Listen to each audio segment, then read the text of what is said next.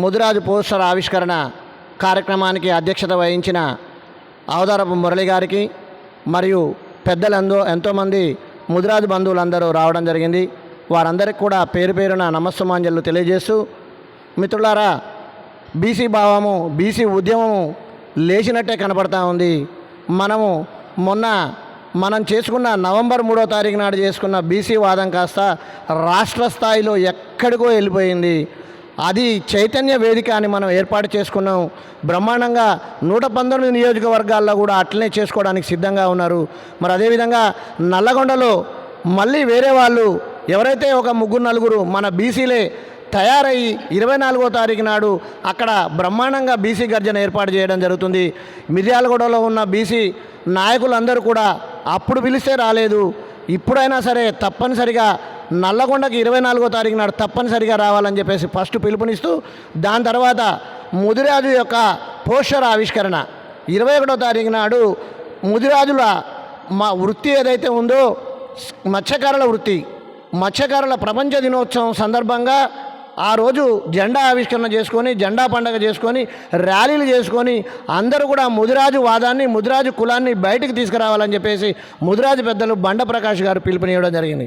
అది కూడా 10వ సంవత్సరం దశాబ్ది ఉత్సవాల సందర్భంగా, ముదిరాజు మహాసభ దశాబ్ది ఉత్సవాల సందర్భంగా ఆయన పిలుపునివ్వడం జరిగింది. మేము దాంట్లో భాగంగా ఈరోజు పోస్టర్ ఆవిష్కరణ చేసుకోవడానికి ఇంతమంది బంధువులు రావడం జరిగింది. బంధువులారా, ఇది సరిపోదు నాయన. మిత్రులందరూ ఎవరెవరైతే ఇంతమంది ఫోన్లు చేశారో, ఉదయం మీరందరూ రాని వాళ్ళందరూ రాకపోతే అంతే ఉంటారు.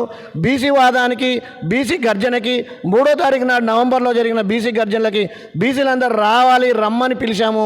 నిద్రపోతే నిద్రపోయినట్టే ఉంటారు, మీరు వస్తే మాత్రం బాగుంటుందని చెప్పేసి వాళ్ళకి ఏ విధంగా అయితే పిలుపునిచ్చామో మీకు కూడా తప్పనిసరిగా మనం అందరం ఐక్యంగా ఉంటే మాత్రము అన్ని కులాల కంటే కూడా అత్యధిక సంఖ్య ఉన్న కులం ఏదైనా ఉందో అంటే అది ముదిరాజు కులం మాత్రమే. 25 లక్షల 50 లక్షల కుల జనగణనలో రేపో మాపో తేలబోతూ ఉంది. తప్పనిసరిగా మనం రాజ్యాధికారం కొట్లాడాల్సిన అవకాశం ఉంది. కొట్లాడకపోతే మాత్రం రాదు. ఎంతసేపు మనం పల్లకీలు మోసి వాళ్ళెమ్మటుండి గుదిబెలు తీసుకొని మనం వాళ్ళకి బంట్లుగా తిరిగితే మాత్రం బాగుండదు. దయచేసి మిత్రులందరూ, ముదిరాజులందరూ ఎవరెవరు నిద్రావస్థలో ఉన్నారో, ఎవరెవరు చేసే వాళ్ళ మీద అభియోగాలు వేస్తూ ఉన్నారో, అభియోగాలు ఏమాకండి నాయన. మనం ఎవరమైనా సరే శకుని పాత్ర పోషించుదాము. శకునికి అందరూ తలా ఒక్కొక్క మెతుకు ఇచ్చి శకునుడు బతికిస్తే ఆ శకుని పోయి కౌరవులు మొత్తం అంతం చేయడం జరిగింది.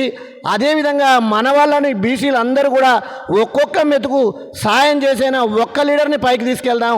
ఆ చోట ఏ చోట ఉందో ఆ చోట ఆ పాత్ర పోషించినట్లయితే తప్పకుండా గ్యారంటీగా మనకి రాజ్యాధికారం వచ్చే అవకాశం ఉంటుంది. తప్పనిసరిగా ప్రయత్నం చేస్తారని, అదేవిధంగా మన ముదిరాజులకు రావాల్సిన వాటా మనం కొట్లాడుకోవాలి. బీసీల వాటా 42%, 60% మనం కొట్లాడుకోవడమే కాకుండా దాంట్లో కూడా మన వాటా, ముదిరాజులం ఎంతమంది ఉన్నామో మనకు అంత వాటా కావాలి. మరి అదేవిధంగా బీసీఏకి తప్పనిసరిగా చేర్చాలి. మేము వృత్తులలో ఉన్నది ఏంటంటే చేపలు పట్టే వృత్తి, మత్స్యకారుల వృత్తి అని గంటాపదంగా చెబుతూ ఎంతోమంది సర్వేలు చేస్తున్నా కానీ వాళ్ళు చెప్పేది కూడా అదే మాట చెప్తా ఉన్నారు. అయినప్పటికీ కూడా మమ్మల్ని దూరం పెట్టి మాకు బీసీ ఏ ఇవ్వకుండా మీరు అదే వృత్తిలో ఉన్నారా లేదా కనుక్కోవడానికి సుప్రీంకోర్టు ఇచ్చిన పిలుపు మేరకు వారు ఇచ్చిన దాని ప్రకారం బీసీ కమిషన్ ఇంతవరకు కూడా సబ్మిట్ చేయలేదు. వీళ్ళందరూ మత్స్యకారుల వృత్తిలోనే ఉన్నారు, ఎక్కువ శాతం మత్స్యకారుల వృత్తిలో ఉన్నారని చెప్పేసి బీసీ కమిషన్ ఇయ్యని కారణంగా మనకు బీసీ ఆగిపోయింది. బీసీ రావాలి అని అంటే మాత్రం ముదిరాజులందరూ ఏకం కావాలి. ముక్త కంఠంతో ముదిరాజులు కొట్లాడినప్పుడే అన్ని సహకారం చేసుకోవచ్చు. ఇప్పటికి కూడా మన యొక్క మత్స్య సొసైటీలలో మనమే ఎక్కువ శాతం మత్స్య సొసైటీలో మనమే అధ్యక్షులుగా ఉన్నాము. తక్కువ మాత్రమే మిగతా వాళ్ళు ఉన్నారు. కానీ ఎక్కువ శాతం ఉన్న మనం ఐక్యంగా లేక ఇది ఇబ్బంది పడుతూ ఉన్నాం. ఐక్యత కావాలి, ముందుకెళ్ళాలి అని అంటే మాత్రం తప్పనిసరిగా అందరం ఒక్కరు పిలిపించినా కానీ 100 మంది వెళ్ళే విధంగా ఉంటేనే మనం సాధించుకోలేస్తాం తప్ప. మీరు తెలుగులో అనర్గళంగా రాయగలరా? స్పష్టంగా మాట్లాడగలరా? మాటలకు తగ్గట్టు అభినయించగలరా? అయితే ఇంకెందుకు ఆలస్యం?